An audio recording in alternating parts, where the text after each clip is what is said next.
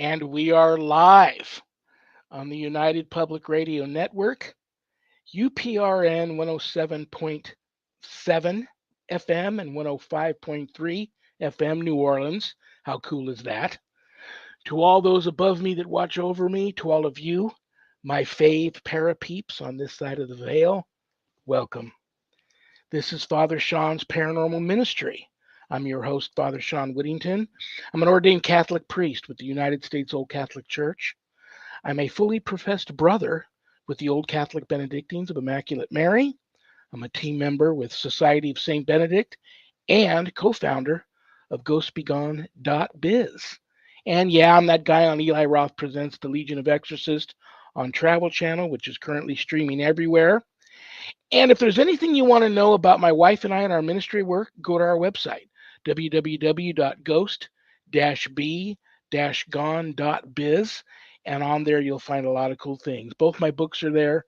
They're also available on Amazon and in an audio version, but if you buy them off the website, I autograph them. They leave my office here.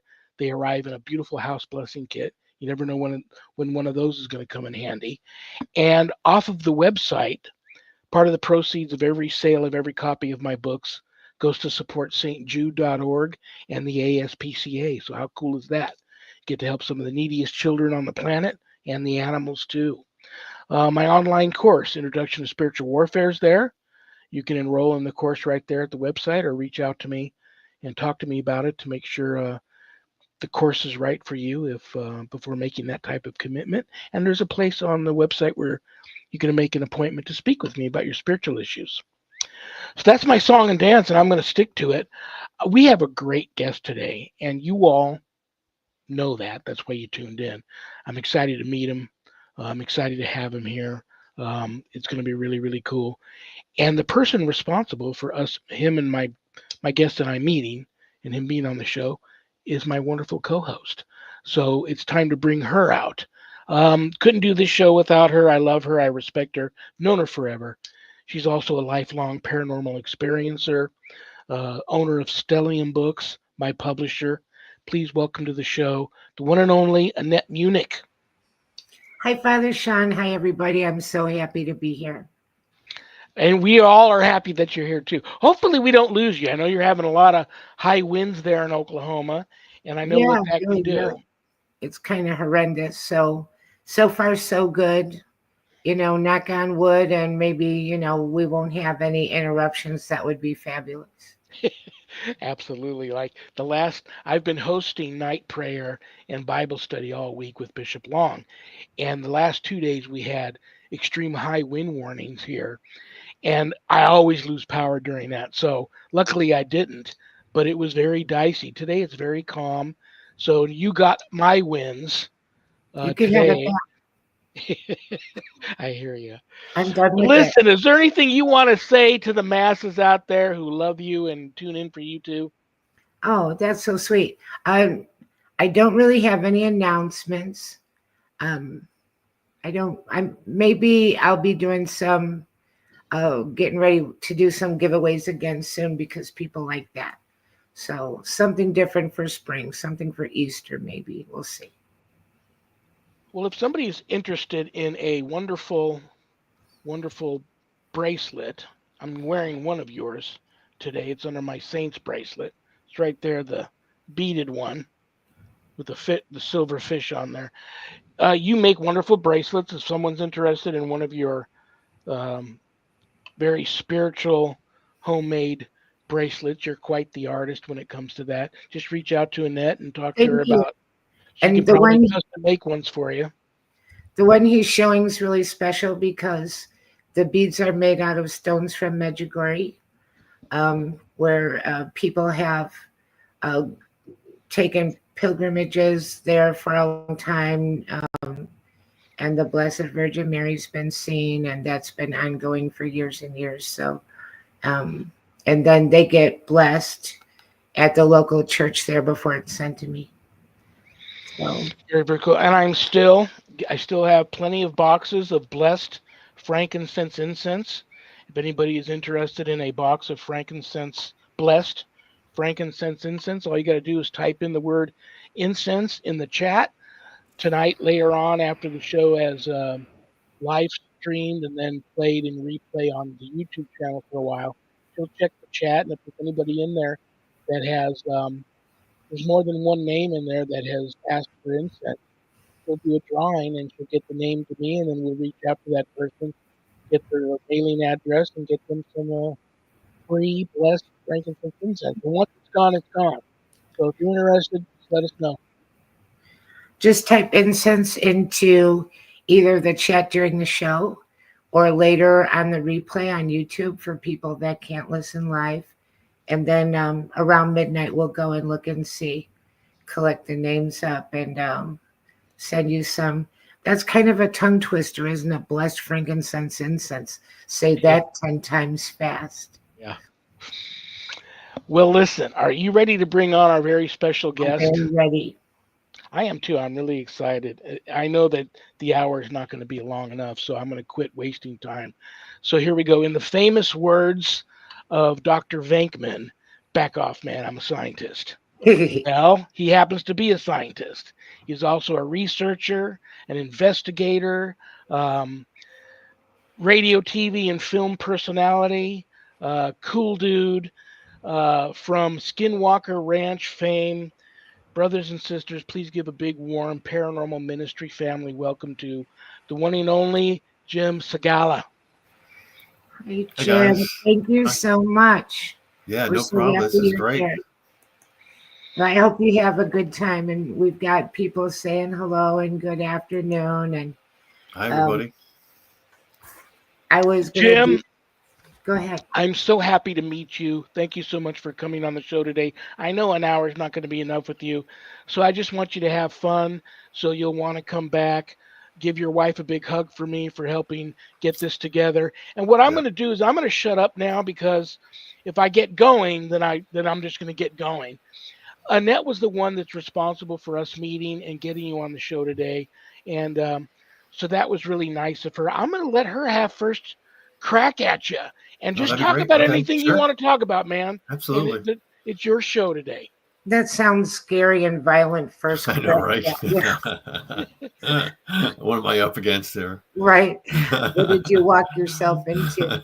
But, I guess where I would start is I think that people would be interested in knowing if you believed in the paranormal, supernatural, before you got involved with Skinwalker, and if you ever had any experiences previously.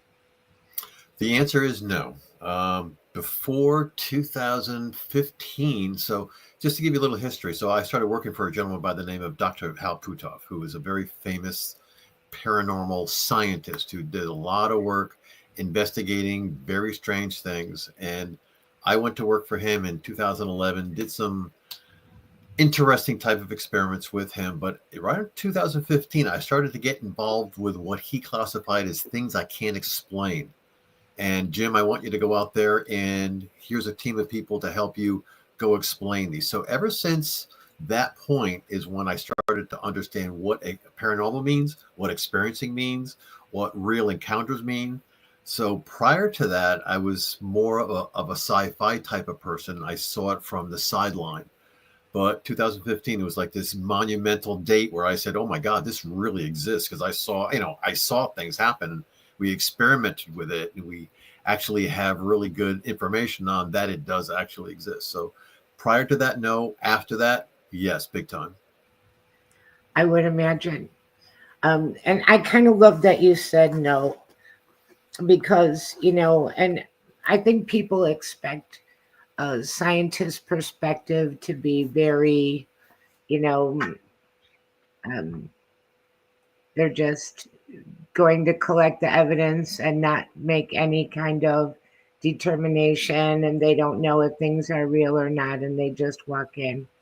And, Yeah, I mean that's true. A lot of people do that, but again, I don't care who you. If you're a scientist, okay, you're still a person, right. and you still have that sense of adventure and like, what if this is real, or what other implications are there if this is actually real? I mean, are we living in a world where we don't have all the control we thought we had? So I'm a human, so that's the way I operate.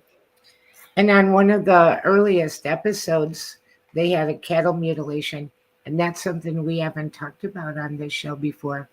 That is And so funny. You and I must be psychically connected today, because I was on the fence if I was even going to bring it up, because that is such an, some people go, everybody has talked about that, it's talked out, but I don't agree, because it's still happening. No one has an answer to it. You've got these animals that, they can't tell how they died, completely drained of their blood, parts of their body removed with precise surgical precision. Mhm. And, and then I had a friend the other day go, listen, why would these advanced species travel, if they can travel through a wormhole or travel through dimensions or travel here from many galaxies away? Why would they want to do experiments on our cattle? Well, maybe it's not that.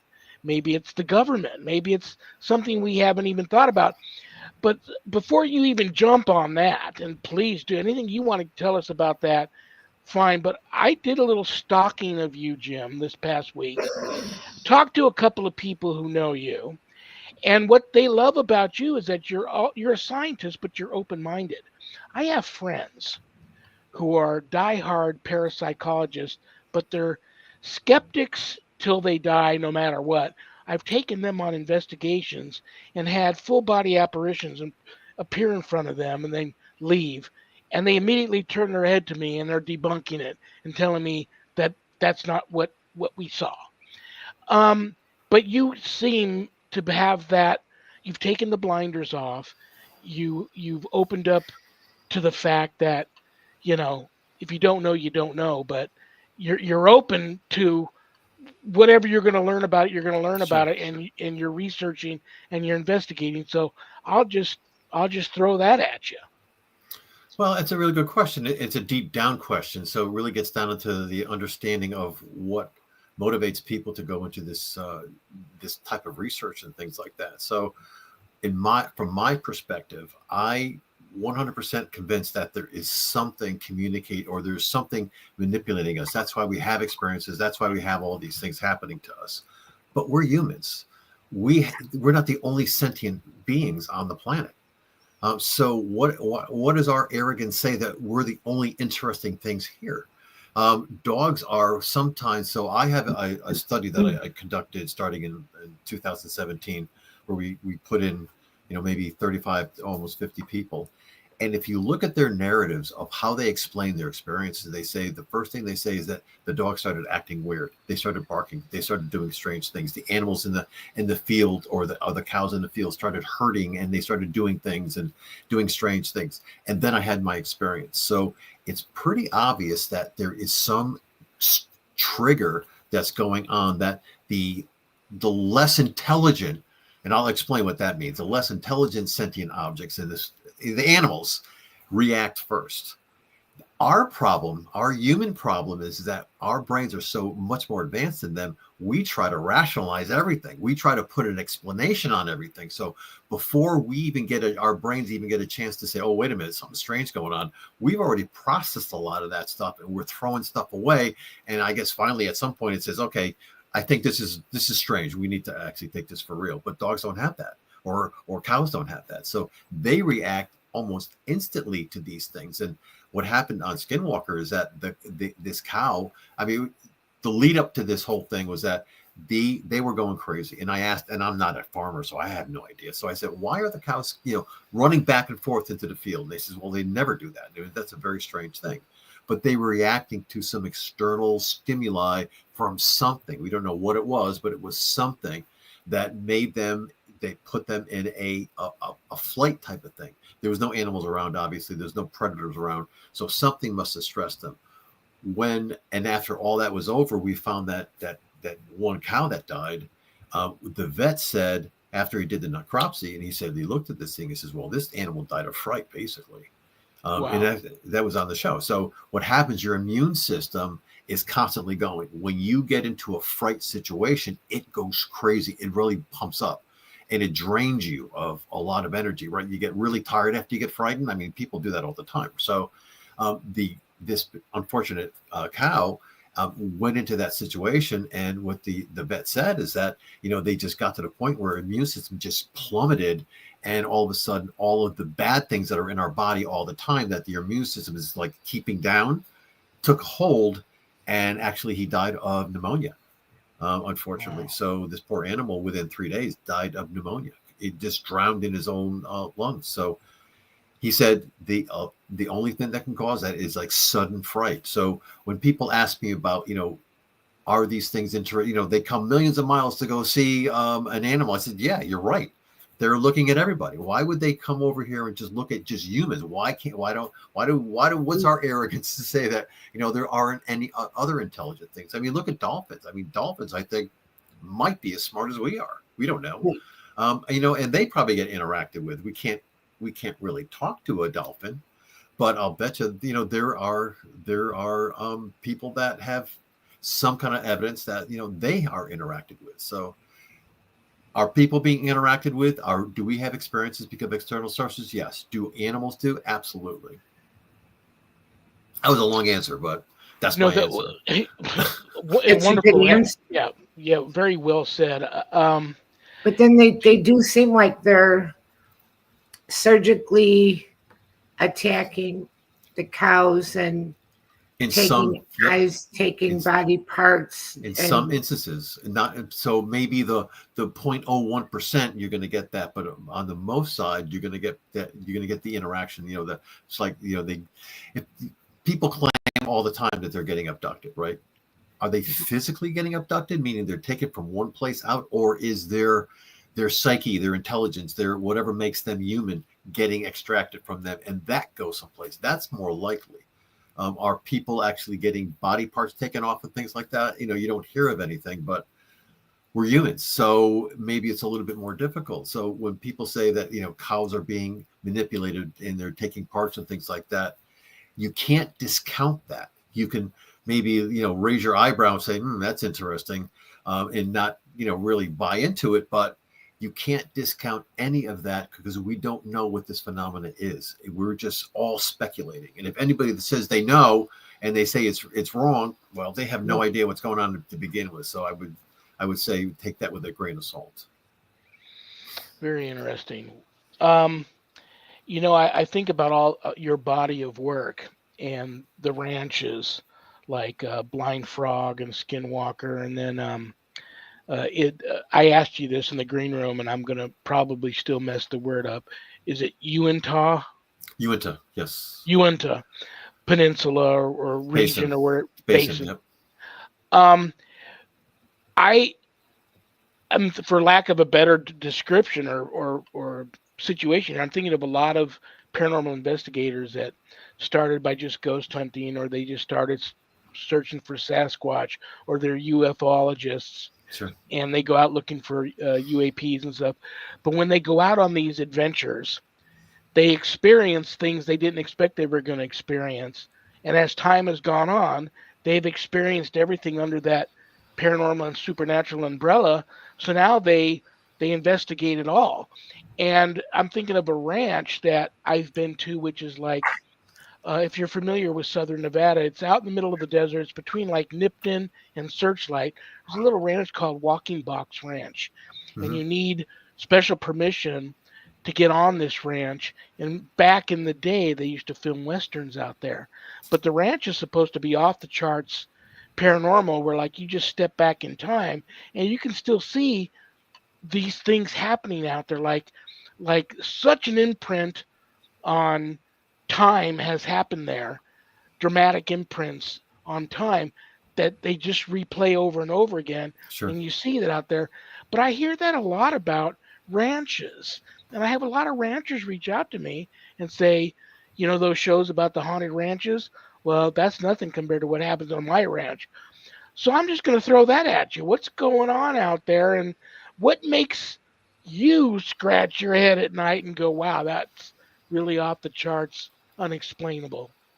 Yeah, I can't explain why those particular, well, maybe I could explain it, but like, for instance, if we narrow our conversation to the Uinta Basin, where there's 2 or 3 predominant ranches, or I would say areas where a lot of paranormal experiences or a lot of experiencing goes on. And that's kind of in the lower section around near where Skinwalker is, in the upper section near where the mountain ranges are, where Blind Frog is. And in those two areas, there's a lot of reports and people actually showing evidence and showing, actually really good evidence. They're bringing pictures, and they're taking UFO pictures and things like that. So there's a lot of like physical evidence going on. Why they're picking that area might just be something to do with what's underground, where the energy is flowing from, down the area. It's a lot of like, and it's very strange. It seems like there's always this big body of water underneath the ground where this stuff is happening. So if you go out to like Las Vegas area, your area, there's a couple ranches, and you do some investigation, you find out that, yeah, they're having a lot of crazy stuff going on there, but they're also sitting over this enormous aquifer, and they're sitting inside this basin where they have a lot of vortexes going on. So maybe they're putting ranches, or these ranches are being pinged because they happen to have some location where the energies or whatever is being created to actually influence the people to have experiences get concentrated, almost like a focal point where, maybe it's Skinwalker. Actually, Skinwalker is kind of in a basin. And if you look at it, it almost like if there's something that gets in there, it kind of stays in there. Blind Frog is exactly the same way. In fact, it's even, prominently more. It's almost like if there's some energy that gets in there, it actually starts, rotating and gravitating, and it's actually becoming more and more, it's actually affecting more and more people. So it might just be that where people like to pick these ranches are places that actually have a lot of energy being manipulated by whatever this phenomena is. There's either water there, or it's, geographically in a nice area. There's a lot of maybe some kind of a mineral under the ground. So maybe that's why they picked it. So it's not strange that the Aztecs picked the Uinta Basin to hide things, because it's a very euphoric area. It's very nice. The Native Americans picked it. So you go there and you feel really good about yourself. I mean, up in where the Blind Frog area is. So why not? I mean, so if they picked it, why can't everybody else? Why would an entity that comes from some other place say, oh, that's a pretty cool area, I'm going to go investigate that area? Well, it's like a perfect storm. The whole area, and they get the high EMF, the high radiation reading. Yep. And we notice a lot in the paranormal community, although I'm not a big investigator, but I interview people. And a lot of the very haunted places have a water source, a well, a stream nearby. They have mineral sources, particularly limestone. There's different things that seem to strengthen the phenomenon that they can maybe draw from it, energy. Sometimes there's like a tower nearby, electrical transmitter, Very something possible, like that. Towers like that help it out. And I don't want to get off topic, but I'm actually from Chicago, and one of the most haunted cemeteries in that area where people go to, Bachelor's Grove. There's a swamp there. There's a big power station tower, and there's a swamp. And when it rains, the water kind of encircles the whole cemetery. That's and interesting. And we were kind of checking into that for a while, seeing how much evidence could be collected under dry conditions after it rained. When there was water present all the way around, it seemed to be more active. Sure. In 100 years from now, when we've got this all figured out, or 200 years or whatever, we're going to look back and say, I know why that was there. But right now, it's not evident to us. We have a lot of people that are trying to investigate it. And that, I got into this business because I worked at this research institute under Hal Puthoff, who was, again, a very famous physicist that was being paid to investigate these by a lot of very well-known people that experienced. And, during my tenure with him, so it was quite a bit of time. I spent a lot of years with him. I started understanding things and understanding what's the repeated things that you start learning. Is, oh yeah, I anticipate that, I expect that, I have all these things. You start seeing patterns. So we would go to an area that people are, the reason I got into the game is because people got hurt when the experiences happened. They were leaving actual physical marks. You say, well, how come people don't get hurt? Well, they do get hurt, and that's how I got into the business. They end up in the hospital. Cows get things taken off them, but we had 45 cases of people ending up in the hospital after they've had a bona fide experience that they explained. They had a lead up where they had a change of personality. Something happened.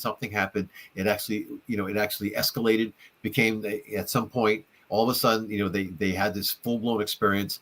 And then right after that, they had an acute reaction. Like, they would develop a very big lesion, or they would have skin rashes, or they would have, some horrible thing that was happening to them. Like a autoimmune attack on them from their blood system. But something would happen, and that's what Hal said to us. He says, I've got 45 cases where people had profound experiences, and they all ended up in the hospital. Some actually perished. I mean, some actually ended up and they're always the edge cases, right? It's always if you have 1 million people that have experiences, there are always going to be a few of those that really end up to be very bad. But so I don't want to scare anybody, but we had these 45 cases, and what got me interested in this is that we actually showed that these people actually got hurt after they had these experiences. It wasn't like they got sick and then all of a sudden, they just had experiences. They had the experiences and then were actually had. So whatever prompted them, whatever energy came outside and made them have these experiences,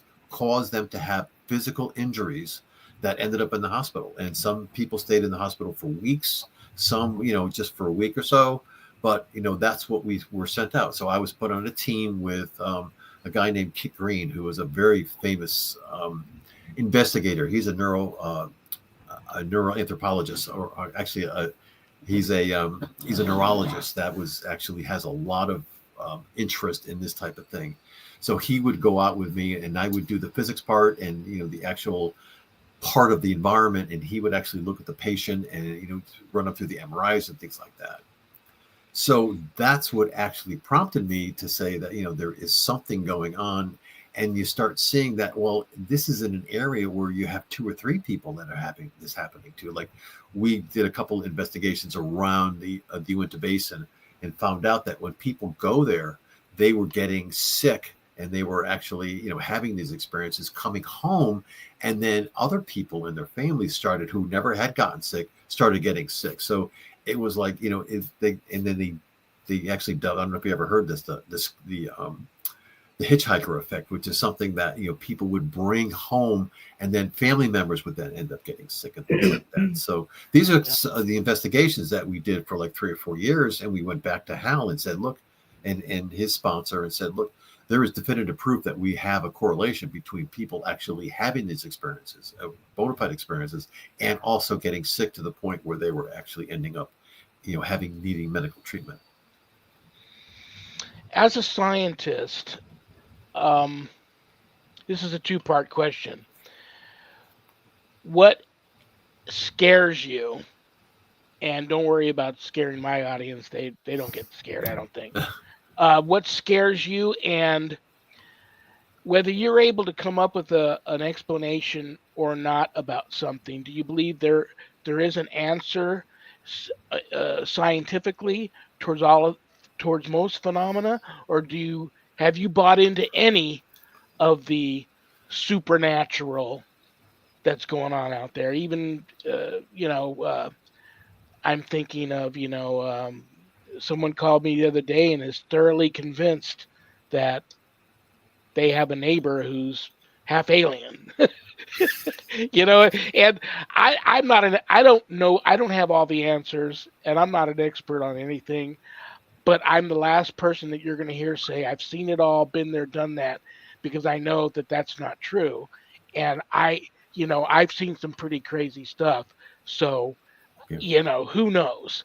But, you probably didn't expect me to throw Bigfoot at you. I'm going to throw that at you too, because I believe it's a creature of flesh and blood created by God that just so happens to have some supernaturalness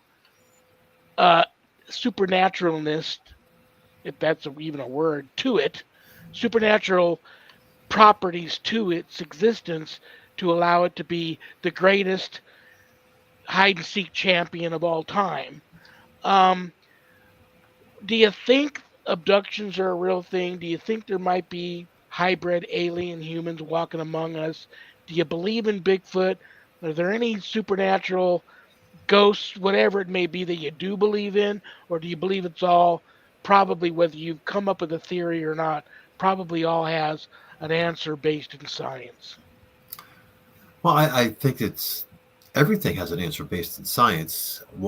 I think that we just spin back a little bit and think that these people that make these reports, are they either hallucinating this, or is this a reiteration or an explanation of what they're actually feeling and what they actually observe through their senses? And I think that's the latter. I think what we're seeing is that we're not seeing self-induced type of hallucinations. I think what we're seeing is some a an explanation that people are providing about what they're actually experiencing from some other external source. So we say, well, have people been abducted? I think they actually have been abducted. I mean, I don't think that we can actually ever rule that out, because people go into a catatonic state for a period of time and they leave their body, maybe not physically, not actually leaving their body, but what are we? Yeah, we're a bunch of cells, but in our brains we have all this intelligence. So what's to say that that can't get brought to some place and operate in some other realm that allows us to be investigated through some other things? We don't know. We're not smart enough to even think that that's a possibility. But that's an abduction, because we're not being physically abducted. Our cells are not going someplace, but our intelligence is going someplace for a short period of time just to see what makes us tick. So, and the reason I say that, I'm not saying that because I just, like a science fiction. I've seen thousands and thousands of cases where people report this, and they report it in such a way that you can actually look at it from, now they have all this AI and stuff like that. You can ask, are these people, what's their sentiment? Are they for real? Are they lying? Were they scared? And it's all the same thing. It's all these people actually explaining, and the AI will kick back. These people are actually explaining a real situation that happened to them. So then you have to think, I said, wait a minute, if that's possible, is it something that's getting induced from the outside? Is there an entity that's actually giving this impression to them, where they come over to them and says, look, I'm going to let you see something called Bigfoot. And they say, okay, well, I see a Bigfoot. You might not physically see a Bigfoot, but you're given that impetus into your brain to say, yeah, I've seen something.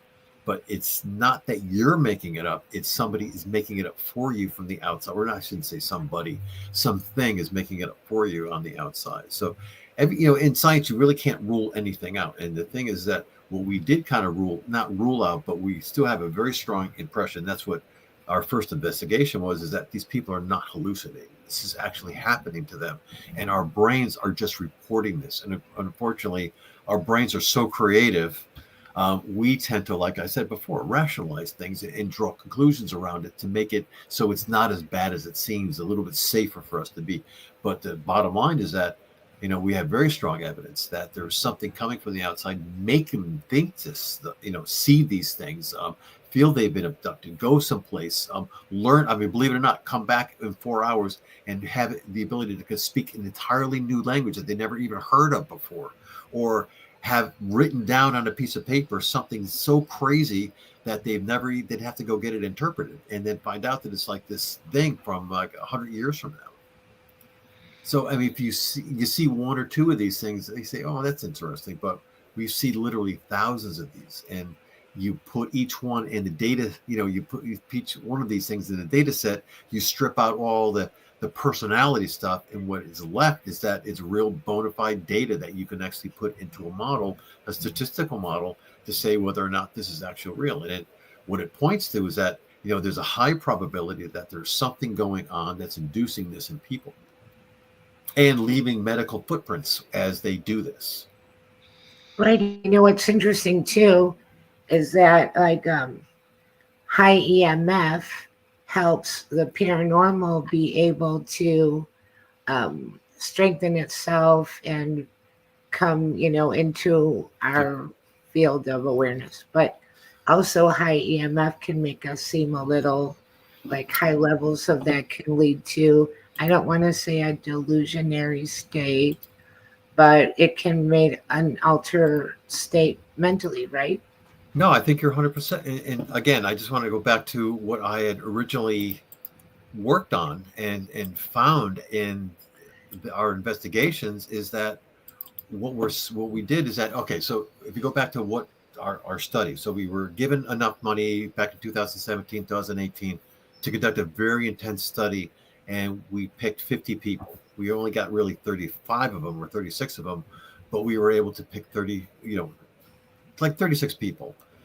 We put instrumentation around them because we said if people are having experiences and getting hurt from external sources, some external vector or something from the outside, can we technically measure that at some point and have a correlation between what they're experiencing and some crazy signal, which is the electromagnetic, the gamma, gyroscopic, all the different signals that you could possibly have. And what basically we came up with is that we had a very very interesting result. In fact, if you want, I can actually share, if you wouldn't mind, if I can share my screen and Sure. show you some of the results that if I get back to your, so do you think I can share a screen? We could try. You'll be the first one to try. Well, I'm going to actually.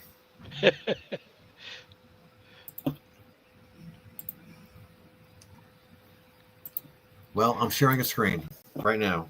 If you can see that. No, I can't. I just see you. I see it in the green room. If we can pull it up like a Oh, fourth I got you. Let me see if I person. can get that up here. Boom. There it Ta-da! is.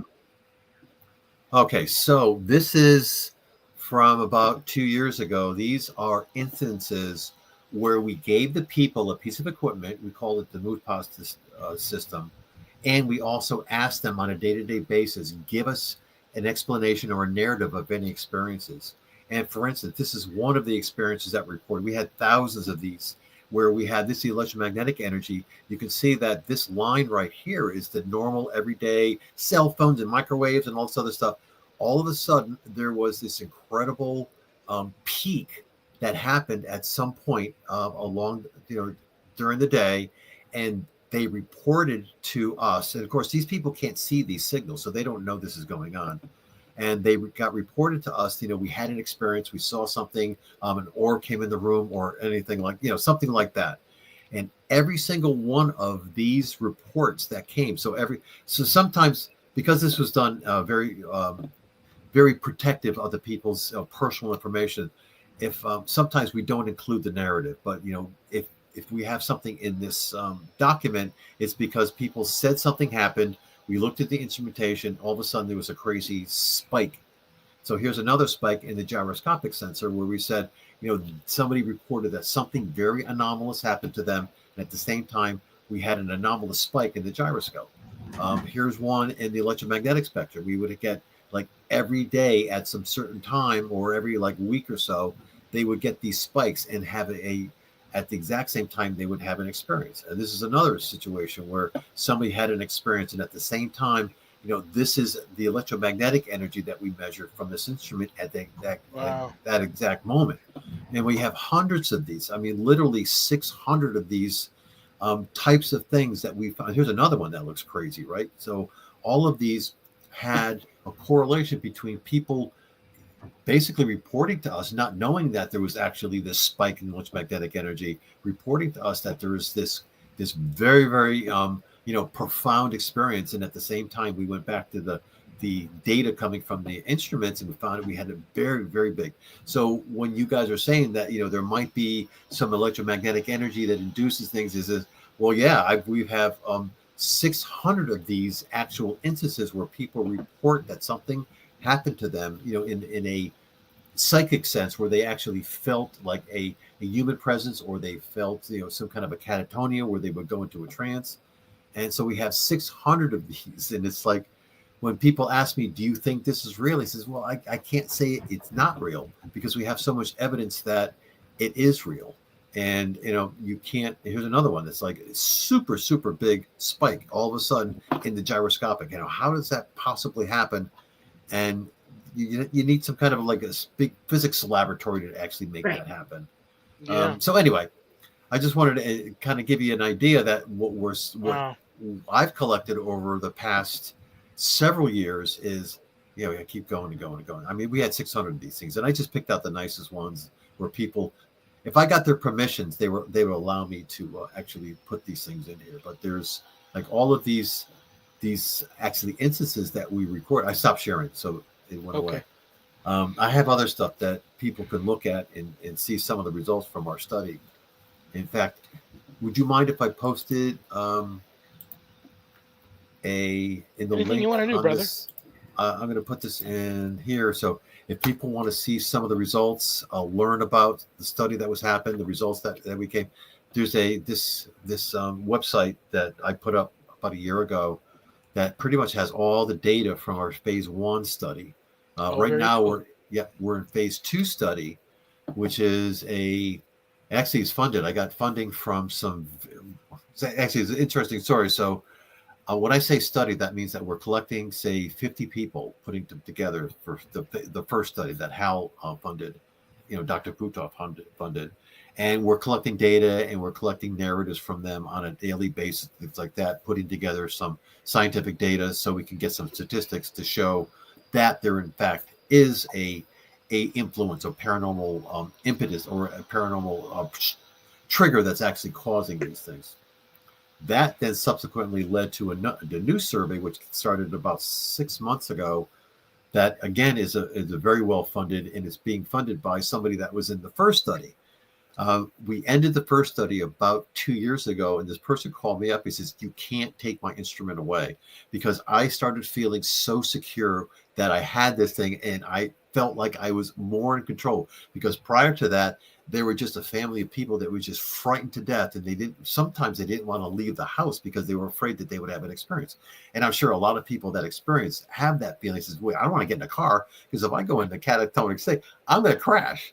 Yeah. But being in this study, having the equipment, having the ability to record all these things, gave them this feeling that they were in a little bit more control of their lives. And they screamed at me, says, "You can't do this." So I said, "Look, if I ever fire up this thing again, you'll be the first to go." So anyway, so when I did inform them that I had enough people that were just bombarding me with a request to start the study up again, they said, "We're going to fund this," because they were very well off people. So they said, "We're going to fund this." So I have a sponsor now that is paying for all of the upfront costs for people to get involved in this. And they can just come in and basically, they take a little survey so we can get to know them and understand your unique situation. But then we give a device that they can actually look at on a day-to-day basis, see their activity, log all their narratives and all this kind of stuff. So that's actually ongoing now, where we're just getting like, it's amazing what's going on. So we have people literally, I think we have 11 countries now there. So for some reason, like England's very big right now. They're in Scotland are coming in. People from Scotland are joining our study. Australia's joining our study. We just had a new one. I forgot where. I think it was Austria. We had somebody that just joined, but it's from all over the world. People are joining this study. Wow. So we're funded to bring in up to 10,000 people into the study. And that's what we need to kind of get the really good statistics to go out into the scientific community. What if I had to put your feet to the fire here and force you to definitively give an opinion on something? What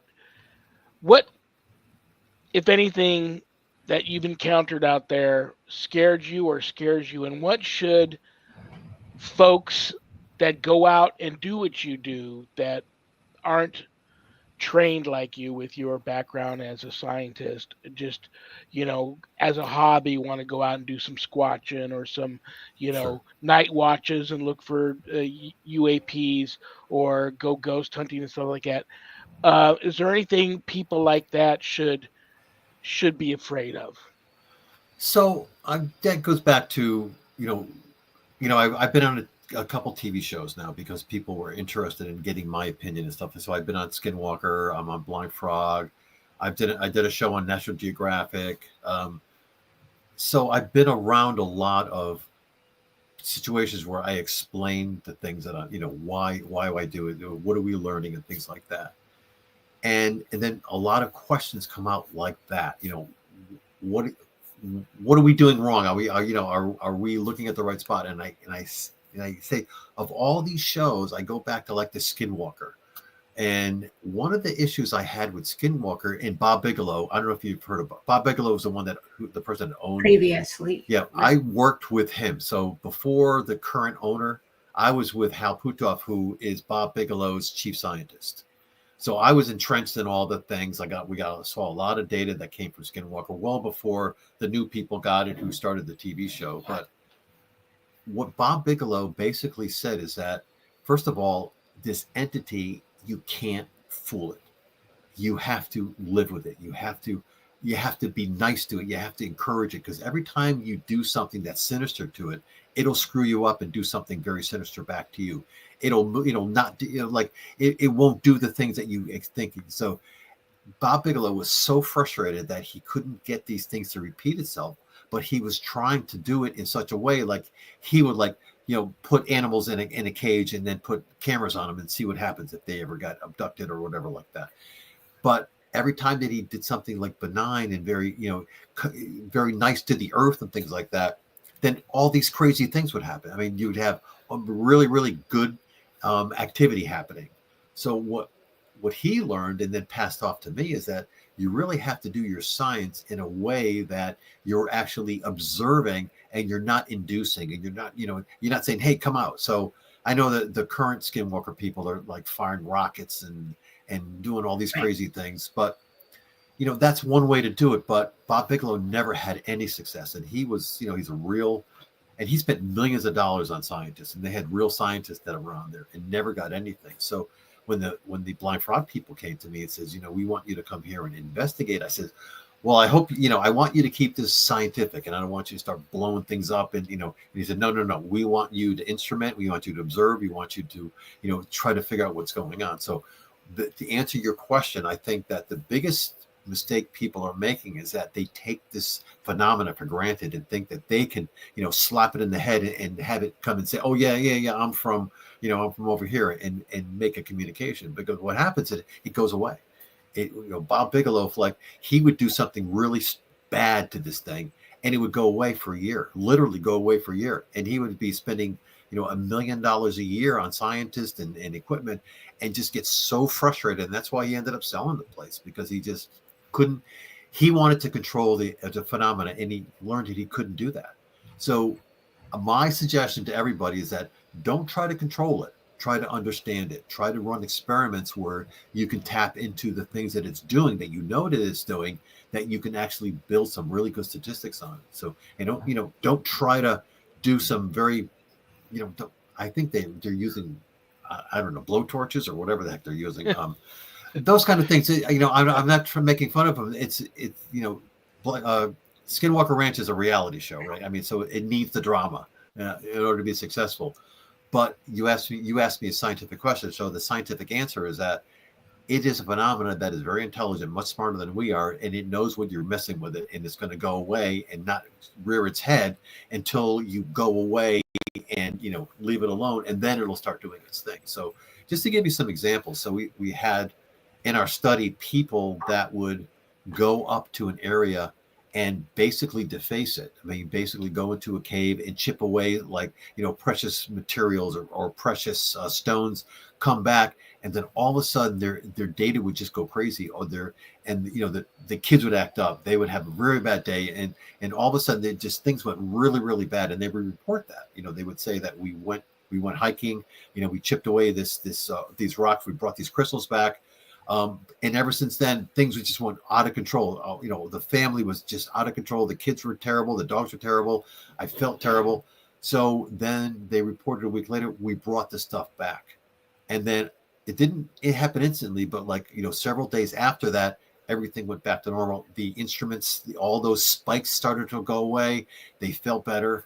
So it's like, if you respect the land, and I've actually said this before, if you respect it, it'll actually respect you and show itself a lot more outwardly than if you just try to like smack it in the head. I don't want to use that. That's all due I love, respect to the yeah, people. but I love what you just said, because I do that. I tell that to people all the time too. Just don't provoke. Respect the location. Respect the spirits. Yes, Um, yes. don't There's provoke. they're smarter than us. They got more power than us. Be respectful. Right. Yeah, So very well said. that's an answer to your question. What about the old? And I only got a few minutes left before I got to kick you out of here. What about those that are super paranoid about the government?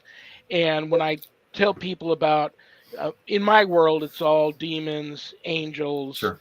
um, ghosts, some extraterrestrials that may or may not be visiting these people in dream states and taking them off to these worlds. Um, but then I had a guy the other day say, "Well, what if it's none of that and it's us? What if it's the Yep. Very government?" possible. Yep. Oh, really? You think that could be Yeah. possible? Oh That's no. So it's scary. very possible that some of the things are us. I mean, there's very possible. Like, And that's so I'm going scary. back to, yeah, that is scary. So I'm going back to, say, for instance, the Havana syndrome, which is a real thing, right? We have well over 200 patients that exhibit the kind of physiological changes in their body that somebody that had profound experience would have. So I was actually put on a team with Dr. Green to actually investigate those, to try to understand, is there a correlation between what they were happening and what were happening. So they took these patients and they spread them out, like they went to John Hopkins, they went to Bethesda, they went to they were spread out and they were investigated to see what caused these things. And the first thing they said, it was a sonic weapon. And that kind of, so the National Academy of Sciences came back and said, no, it was some kind of electromagnetic pulse from something. So very short-lived electromagnetic pulse. We can create those kind of pulses, but we can't create that kind of thing for all the millions of people out there that have exhibited the same kind of symptoms as these people did. So where some of the things might be related to things that are being tested by governments, on the majority we can't do all of these things. So I'm saying is that some of the things sneak out that might be connected to some testing or things like that, but the majority is, or the likelihood is, that it's actually something that is much, much higher and much, much more powerful than anything that we can concoct. Wow. Well, listen, brother. I'm going to give Annette a moment to say a couple of last words to you, and then I have to kick you out of here. Annette, is there anything you want to say to Jim other than thank him so much for being here today before I kick him out of here? Thank you so much, and thanks so much to your wife. And it was Sure. really interesting. Yeah, We it's could great being probably here. talk and have questions for 6, 7, 8 hours because Yep. it's so much interrelated stuff that all came to a head. It's almost like when people talk about ley lines, special places, Yep.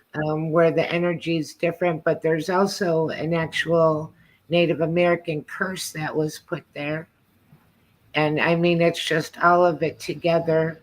So there's so many aspects. It's easier to talk about the things that don't happen there. That's right. No vampires, no Yeah. Mothman, but a lot of other stuff that's just um, so active. And I love what you said about seeing all of it as dealing with a higher intelligence and to be respectful. And it's not necessarily a whole bunch of different things. There could be a higher intelligence to all of the theater Right. that's happening there. Sure. That's kind of cool. Yep. In 100 years from now, we'll look back and say, "Oh yeah, I get it now." Right, exactly. But I really enjoyed it, and thanks so much, and You thanks to betcha. Barbara. You betcha. Jim, God bless you, brother. I love you and respect you. I think you're a super cool dude. Give your wife a hug for me. Have You a bet. happy St. Patrick's Day on Monday, Yes. and Yep. I'd love to have you back. If you'd come back, I'll throw some dates at you further down the road, and and have you back sometime. Okay, Sounds great. Jim. Thank you so much, buddy. I'll You bet. talk to you soon. Okay. Okay, sounds good. Thank you, brother. Yep. Thank you. What a great guest. Wasn't he wonderful? Oh my gosh. What do I got coming up? Yeah, we're here next Friday, March 21st. I'll give you one guess who's coming on. Who is coming? She happens to be the host of the Angel Rock right here on UPRN. The one and only Laura Lee Potvin will be here. Oh, nice, because she was going to come on, but she got so sick Yep, and that's going to be great. tragically lost her son and just went through such a really bad patch. So that's wonderful. That is wonderful. I'm very excited. Got any plans for St. Patrick's Day on Monday? I don't. I don't either. That's one big thing that's changed about my life. But you know me, I was baptized under St. Patrick as my guardian saint, and many years later, during my confirmation, I was also confirmed under him as my guardian saint.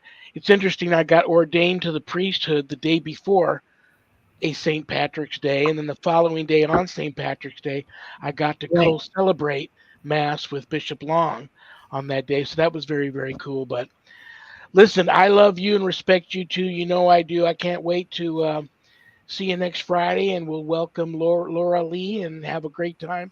You have a wonderful. How's your daughter doing? She's doing really, really good. Very cool. Very happy. Give your family my best. Have a wonderful remainder to your weekend. I hope you have a She will need a blessed. second surgery, though. That's already for sure, but doing good. I will continue to pray for her. And happy St. Patrick's Day, and I'll be talking to you very soon. Okay. Very good. Thank you so much. Goodbye, everybody. Have a great weekend. See you later. All right, brothers and sisters. What do I want to say to everybody before I say good night? Other than I hope each and every one of you listening has a very happy and blessed St. Patrick's Day. If you still go out and partake, um, don't do anything too crazy. Uh, and be safe. And thank you all for tuning in because I don't have a show without you guys. Stay tuned. We're just getting started here on High Strangeness Fridays on UPRN. Coming up next is Spirit Switchboard with Carrie Lynn Shellhorn. That's a great show. And thank you to UPRN, Joe Montaldo and Michelle DeRoche for making this happen, getting my show on this network. It's been a godsend, and thank you so much for that. And that's all I really got to say to all you guys right now. Other than I will be continuing to pray for each and every one of you, everyone that can see me and within the sound of my voice. God bless you all. Remember, we may have done what the devil said we did, but we are not who the devil says we are. Good night, Danny. Good night, Jack. Good night, Dog. Good night, Harold. Rest in peace. Good night, Ernie. Good night, Bill. Good night, Dan. I love you all. God bless you all in the name of the Father and the Son and the Holy Spirit. Peace. Happy St. Patrick's Day.